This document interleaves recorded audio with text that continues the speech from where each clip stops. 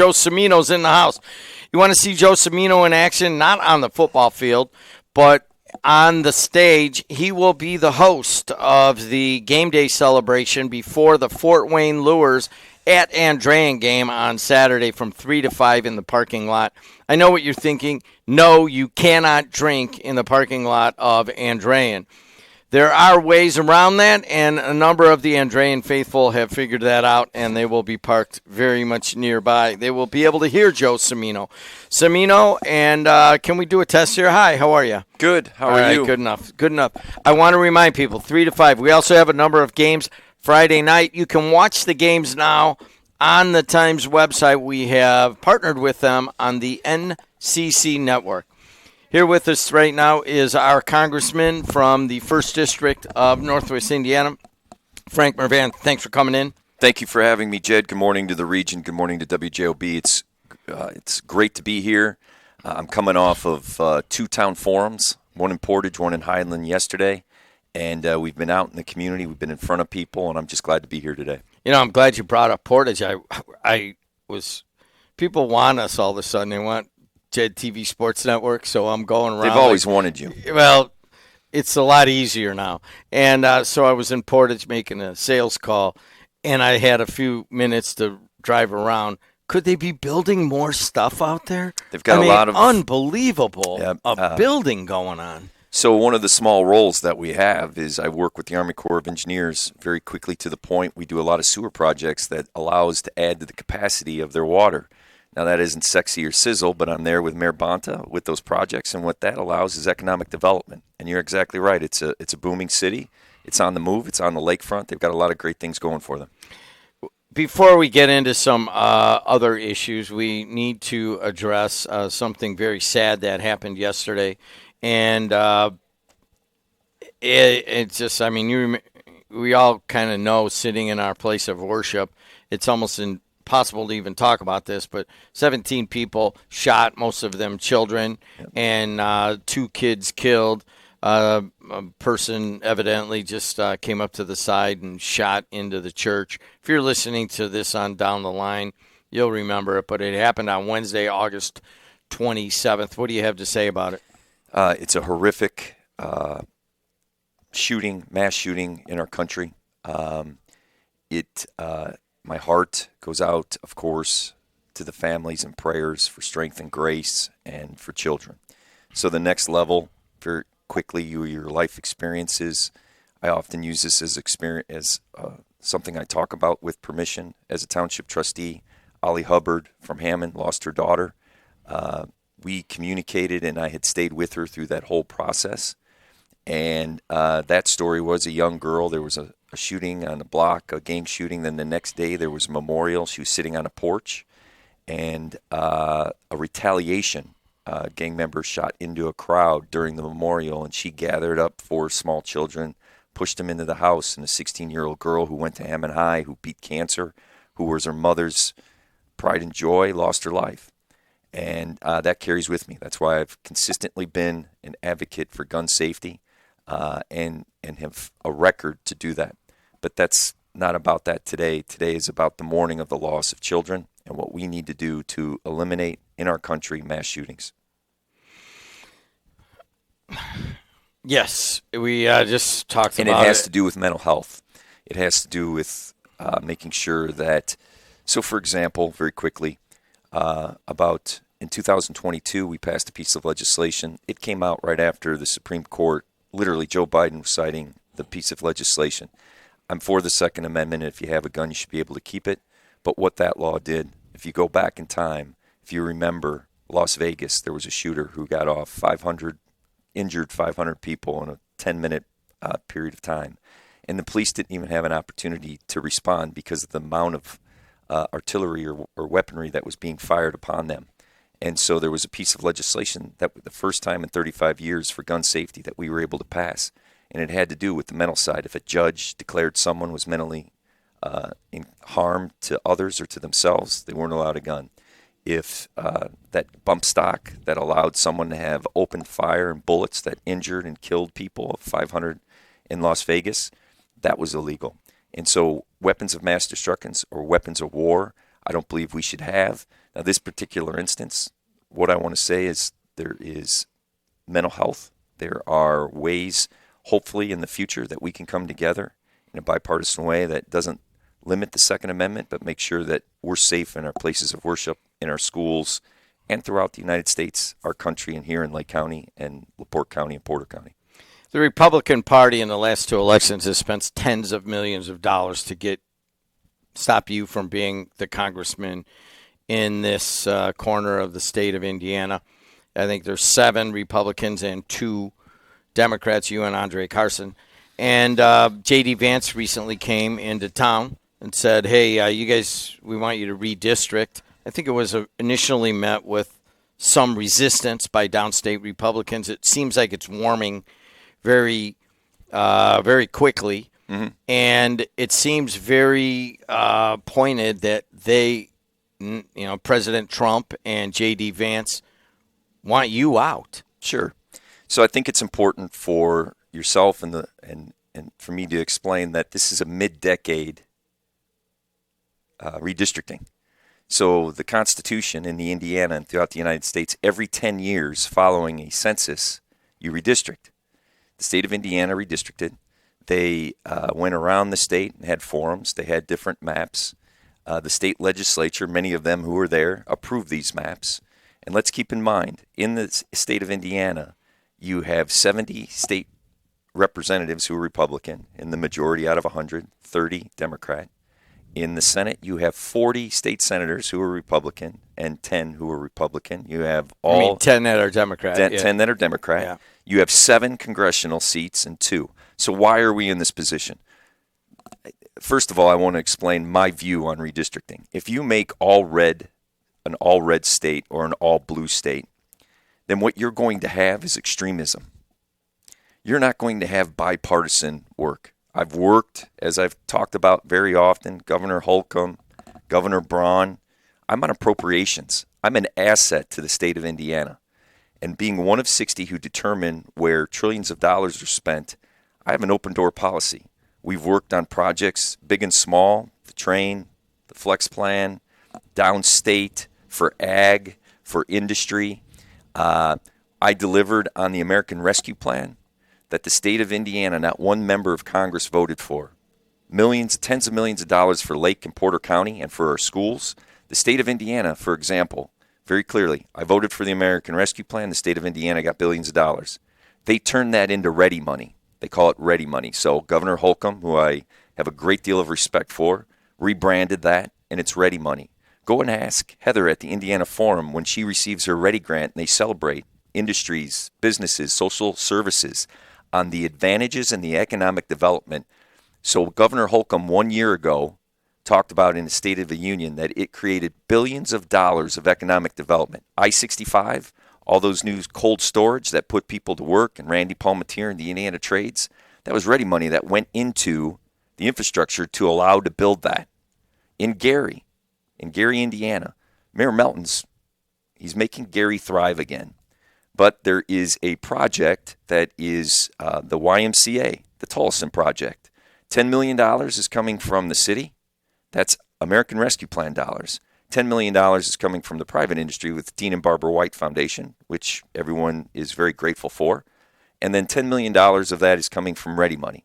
So you're going to have a YMCA in the city of Gary. What does that do? That adds to the quality of life for senior citizens. It adds nutrition. It adds child care on a sliding scale for parents who are working to make it affordable. It brings a Boys and Girls Club. So what I'm telling you is I am an asset to not only Northwest Indiana, but to Indiana to work in a bipartisan way.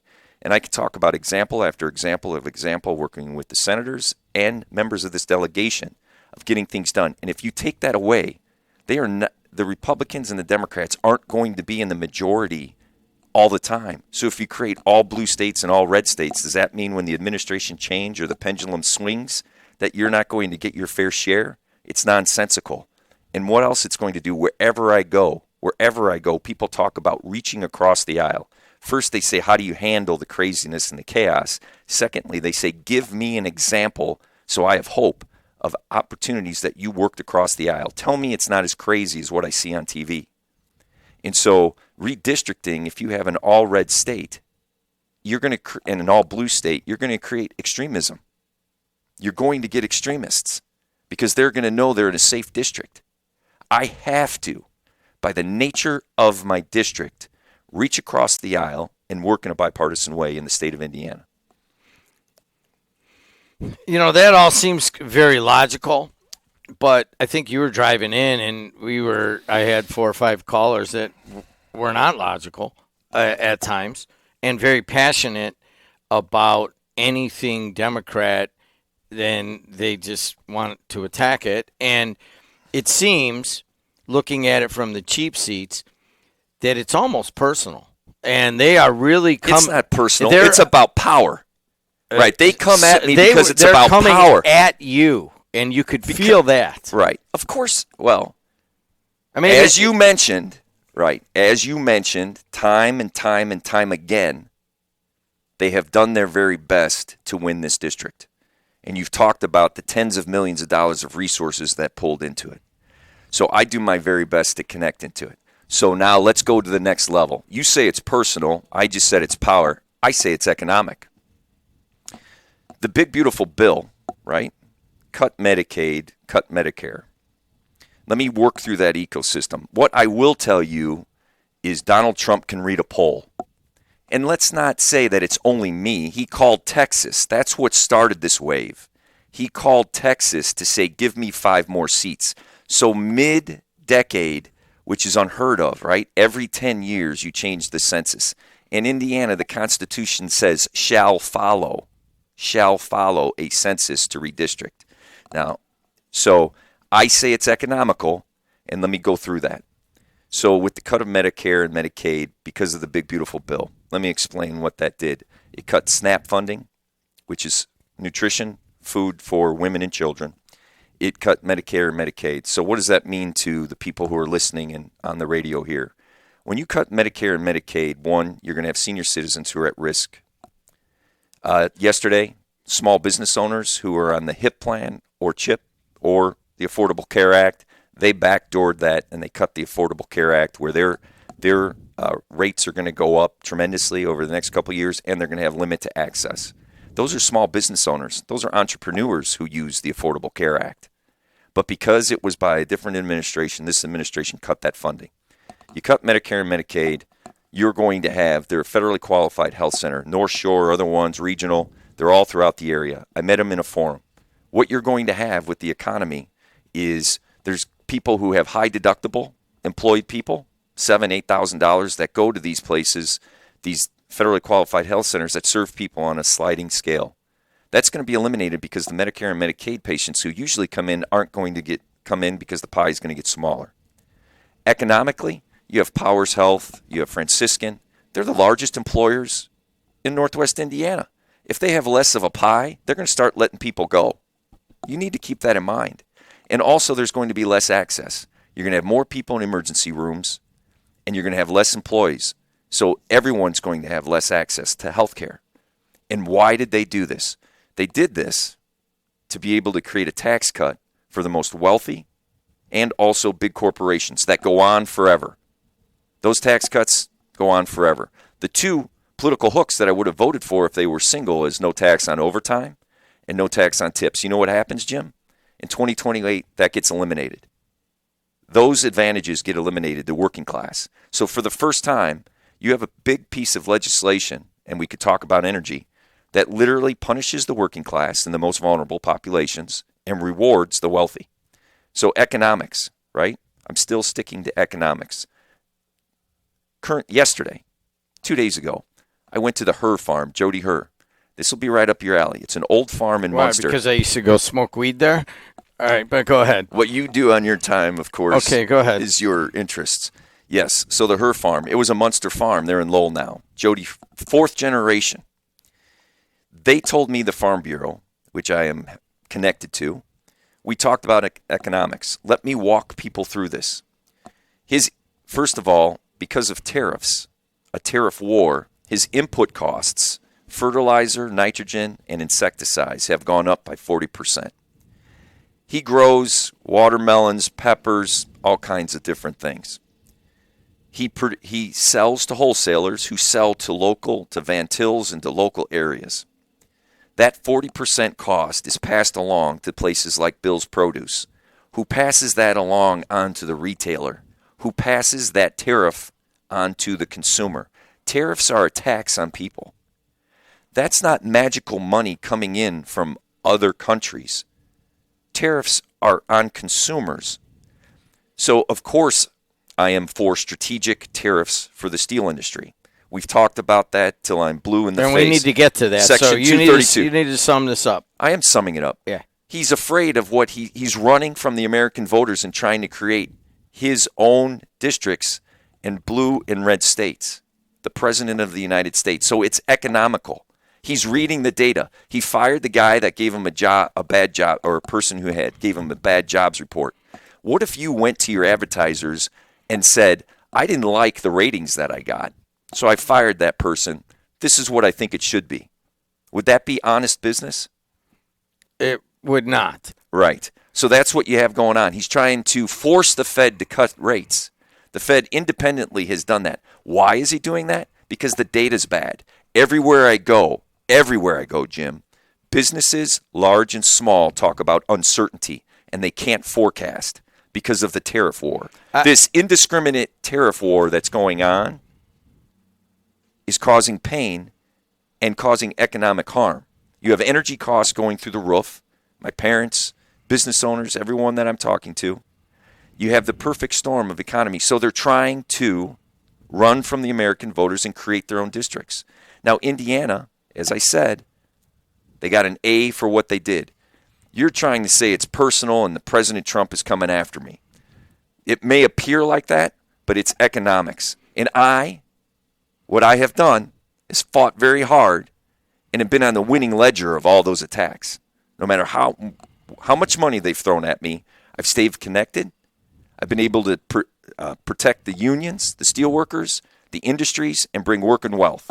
Tens of millions of dollars I have brought into this district, not only for law enforcement to keep our community safe, to our social services to make sure they thrive. So I'm doing my job. And if they want to come at me, we will continue to work hard, and we will continue to do whatever it takes to make sure that the voices that I represent here in Northwest Indiana don't get diluted. All right, so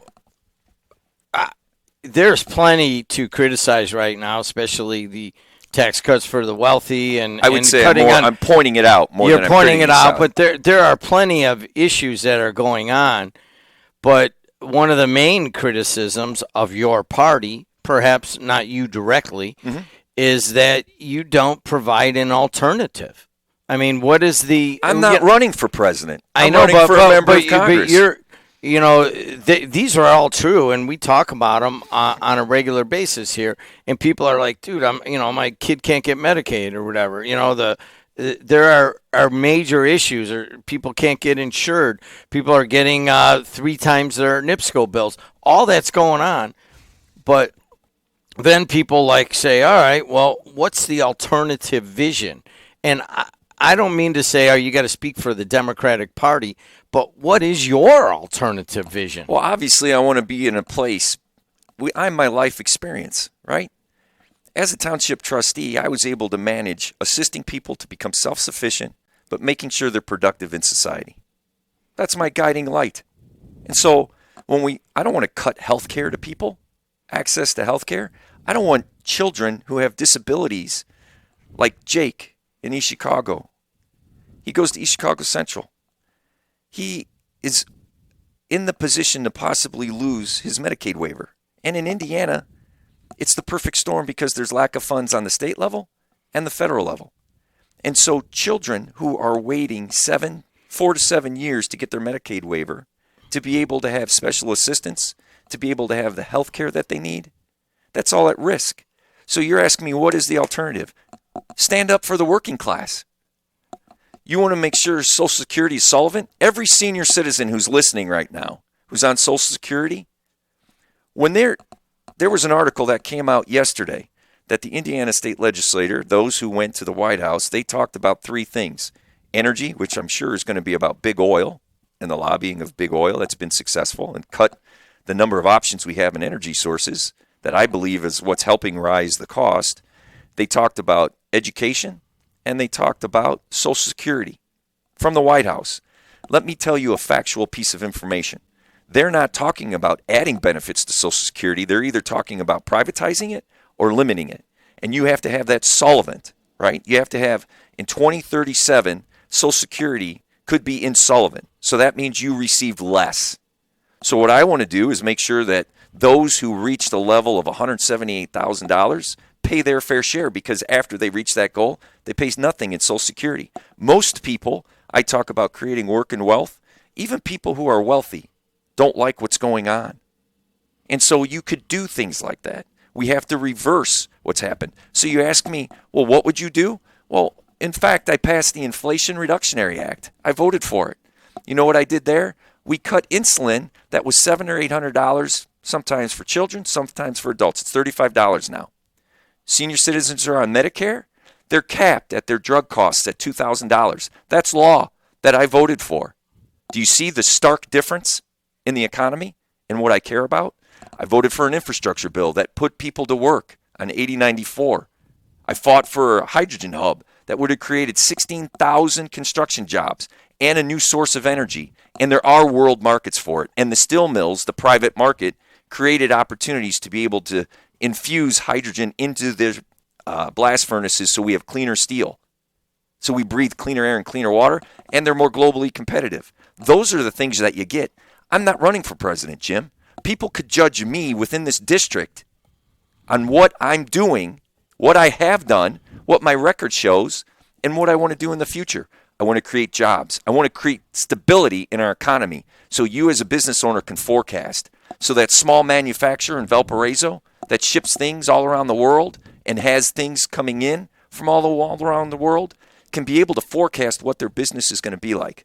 So I tell the story on this regularly that I have played basketball with you. Yes. And you're pretty much a gentleman outside of the basketball court. And then you get onto the basketball court and you're slightly deranged and kind of mean and you knock people over. You did that as a high school basketball player. And a lot of times people don't really believe that, but I've seen it. And I've seen a side of you that is just ready to pounce at any moment. You see that side coming out of Gavin Newsom right now in California. You see that coming out of some Democratic leaders that are just like, hey, man, I got this club in my bag and I'm going to use it right now.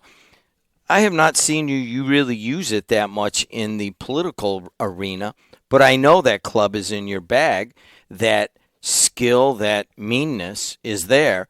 Are you prepared to use it? So first and foremost, you should ask, how did I get there in basketball and competitiveness? You grew up. So on the courts in Griffith on Broadway, right? Yeah. I would go play on the courts in Broadway. I played in a summer league at Roosevelt High School. I played at the YMCA in the 6 foot and under league. Don't ask me how I got in. Denny Chirilla, who calls you and you have great conversations, he threw me around. He's 6 years older than me. He threw me around and put elbows in my chest from 12 to 16 years old. That's how the game was played. Now, if you're asking me if I'm going to play dirty, no. But what I am going to do is I'm going to stand up and fight for the people of my community. And so it's a matter of what degree you need to do that. I'm not going to be a national figure. But if you want someone in this area who knows this area, who has roots in this area, who can be able to go talk to the farmers and go talk to the steelworkers and tell them, I have your back, and know that the innovation that we need from not only the hydrogen hub, but for quantum, following double tracking and knowing that that innovation and quantum computing, working with the forum and the business leaders and creating hubs so that we have technology to bring in new businesses, to be able to work with the mayor of Gary to make sure that city thrives, to be able to work with the mayor of Portage, to be able to go to Lowell, then I'm your guy. And it's not about me being the only answer. I'm never going to be a national voice. Our district doesn't come to me and say, and I'm connected, hey, we need you to step up and be a national voice. The more memes you have on social media, the better off you'll be. That's not my field. So what you're asking me is, do I have that fire in my belly to have the strength to protect the voices and who I represent? Absolutely. I've proven that in Washington, D.C. I'm on an A committee. And when I'm on appropriations, I fight for this area. And I'm not skewed by what's going on. All politics is local, Jim. I'm not looking for a national platform. I'm not running for president. Cimino, let's just take a couple quick questions. They got to do their question and they got to hang up. We got 6 people waiting. So, hey, what's your question? Go. How does it feel to be on the absolute losing side of a party that is going right down the tube? Okay, thank you. I got it. You are very much in the minority in the state of Indiana. You're in the minority and when you go to Congress. How does that feel? Well, I was in the majority, and I produced I produced work and wealth in this district, as I just talked about. So I don't have this over-looming cloud. You have this caller has his opinions. God bless him. And ultimately, what I'm telling you is, as I'm out and about, people are very concerned about the economy and the uncertainty that exists. People want to know why their NIPSCO bills have gone up 45%. My parents, business owners, people want to know why they can't forecast in businesses and that they're losing jobs. Northwest Indiana Times is a partner with you, correct? Yes. They are They are a third-party validator. 4 days ago, they showed that the Lake County unemployment rates are going up. Indexes are going up. People aren't talking to me about, you're a Democrat, you're a Republican, what's going to go on? And I get that it's news, and I get that it is going to change the landscape of politics. I just did 2 town forums. I've been out and about. The farmers want to know what I'm going to do about input costs. The farmers want to know what I'm going to do about H-2A visas because they can't get workers in the field, so then that holds up their productivity. There were 1,600 different visas of people who came over from other countries who pick our food. So you want to know why groceries are going up? Start there. It's the economy. Clinton said it a long time ago. It's the economy, stupid.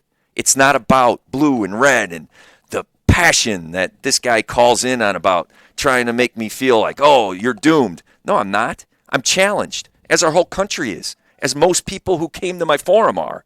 And so I'm going to throw elbows, and I'm going to make sure that I stand up for the voices that represent this area, the working class. Hey, one more. Let's keep it going. Your former job as North Township trustee is up next, and we got to move it. You got a question? Do it. Let's call it for what it is. Just you got a question. That's all you get. Go. Okay. We are benefiting from failed Illinois policies. That's the majority of the growth that's happening in Northwest Indiana. You could try to take. All right. You could do this. Next question. You guys, I give you all the time in the world to say all these opinions. I asked just for a question. Follow the directions. Go ahead. Question. Go ahead. With violent crime spilling over to Indiana residents on a daily basis from Chicago, do you think the National Guard or extra security on the streets of Chicago, or the region for that matter, would help reduce crime here in the region since our police are shorthanded? Good question.